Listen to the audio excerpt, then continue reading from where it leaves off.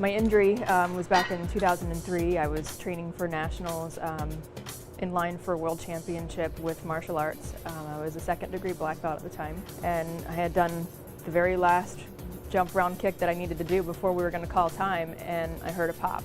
Normally when you plant and twist, the knee does this. Without an ACL, you'll plant and twist, the knee unscrews and then catches back up with itself.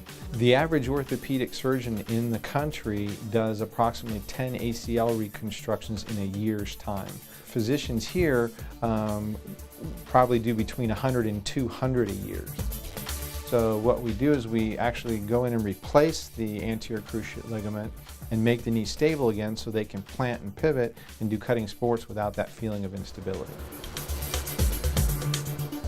We reconstructed her knee and she was doing great. She was about 5 months into her rehab and she tore the other knee.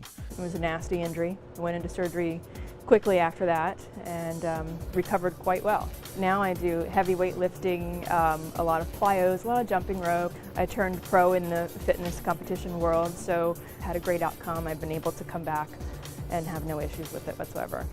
Dr. Morse was stellar. I met Dr. Morse after exhausting every single option in my hometown for doctors for my knee. And finally coming here, he was like, hey, this is your issue, like, let's fix it. On my left knee, my kneecap was not in the correct position, so it was rubbing against the bone. So the angle from the kneecap down here was kind of to the outside, and you're not getting any locking or anything like that. Because we shifted the shin over and lined it up, now the kneecap stays straight up and down. I'm not in pain anymore, which is awesome.